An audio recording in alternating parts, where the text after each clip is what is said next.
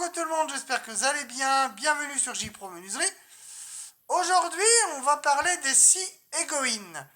Ça fait un petit moment que je voulais en parler. Quel type de scie choisir, pour quels travaux, etc. Donc je vais vous les présenter aujourd'hui. Alors pour les gros travaux, la charpente, le coffrage, la rénovation de maison ou la construction, moi je vous recommande un modèle à grosse denture comme ça. Je vous le montre bien, je ne sais pas si vous le voyez bien à l'écran. Donc un modèle avec des grosses dents comme ceci. Un modèle dit 4 tépis. Ça marche en dents au pouce. Donc là c'est 4 tépis. Moi c'est le plus gros modèle dont je dispose. Là ça sera pour le bois de charpente. Et puis éventuellement bois vert. Il y a marqué petit bois vert. Bon. Mais c'est surtout pour les bois de coffrage et de charpente. Donc pour du gros, il faut utiliser ce genre de scie. Ensuite, pour un usage commun ou régulier, il faudra un modèle avec des dents moyennes de 9 tépis. Soit du 7, soit du 9. Là, vous voyez, les dents sont déjà beaucoup plus fines. Là, vous aurez moins d'éclat.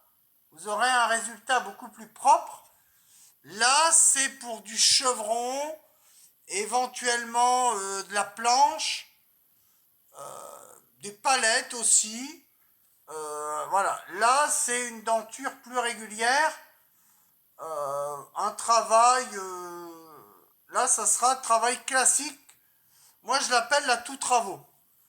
Là, ça sera le modèle, la 9, la 7 ou la 9 tépis.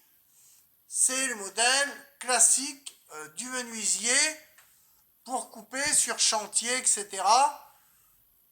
Ou faire du débit de bois. Là, ça sera vraiment le modèle le plus courant qu'on trouve. La 9 tépis, la 7 ou la 9, ça dépend, on trouve du 7, on trouve du 9, ça dépend. Ça dépend le magasin de bricolage où vous allez, le bricot du coin, etc. Mais généralement, c'est du 7 ou du 9, le plus courant. Ce qu'on appelle les dents au pouce. Voilà. Donc là, je vous montre un petit peu les dentures. Là, on est déjà sur des dents plus acérées par rapport à l'autre où c'était vraiment plus aéré. Donc, vous avez celle-ci. Ensuite, vous avez le modèle finition. Donc là, vous avez un modèle comme ceci. Où là, vous serez sur du 11-12 tépis. Donc là, on est déjà sur un modèle coupe fine. Là, ça sera pour éventuellement du parquet, couper des lames de parquet si vous n'avez pas de scie sauteuse, etc.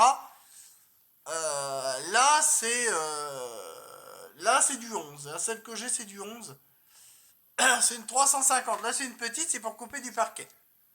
Donc, j'ai du 11, j'ai du 12 aussi. Là, on sera sur du 11 tépis. Ça sera la plus courante pour des travaux de finition. Là, c'est pour des travaux sans bavure, pour des travaux de qualité, pour une coupe sans éclat.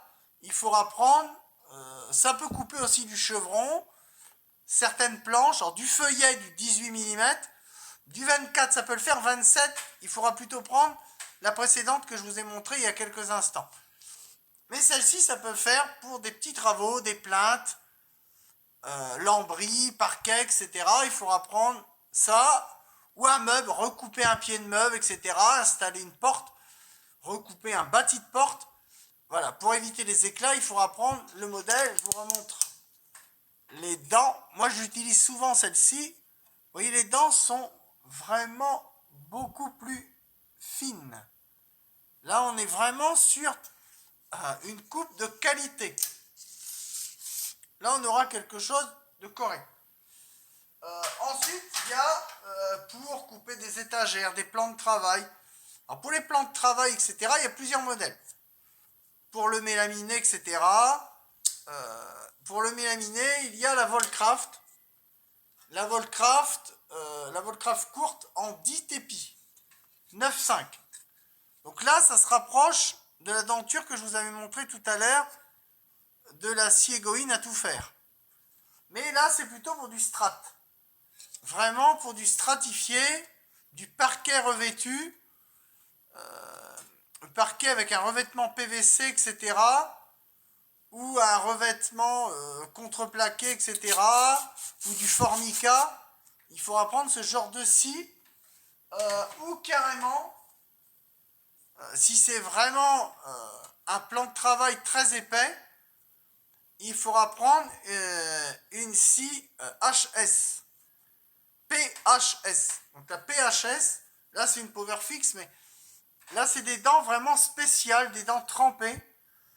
Celle-ci c'est occasionnel, c'est vraiment pour des gros plans de travail, installation de gros meubles de cuisine. Je m'en sers quasiment jamais, mais j'avais eu une occasion une fois, c'était en promo chez Lidl. Et puis voilà, je me l'étais acheté, j'avais dû payer ça 4-5 euros à l'époque. J'ai dit c'est pas très cher. Et voilà, c'est qu'un revêtement qui n'use pas la scie, elle reste intacte. Donc c'est qu'un revêtement spécialisé. Et donc là, vous pouvez couper des éléments de cuisine, etc. Même de la plaque de plâtre. Alors, normalement, il y a des scies spéciales. Alors moi, j'en ai pas parce que j'en fais pas souvent. Quand j'ai une plaque à couper, une plaque de plâtre, je veux prendre ce modèle-là. Mais parce qu'on peut, comme c'est des dents acier trempées, je peux couper aussi de la plaque de plâtre. Normalement, il existe des scies spéciales placo. J'en ai pas, je peux pas vous les montrer, mais avec ça, ça sera possible. Avec le modèle revêtu HS, on peut couper aussi de la plaque de plâtre. Alors pas du BA20, mais du BA13 ou du BA10, ça fera l'affaire. Donc BA13 ou BA10, on pourra couper avec ça. Donc en fait, voilà, les Siegoine, chaque Siegoine a son utilisation.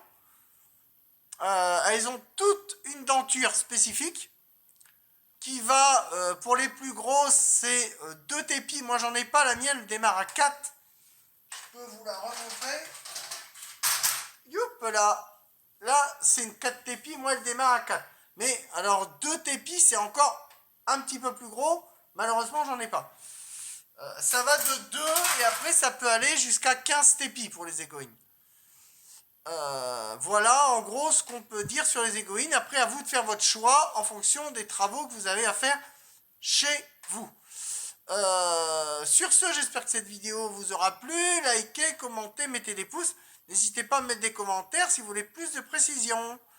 Je vous dis à très bientôt pour une nouvelle vidéo. Ciao, bye bye, prenez soin de vous.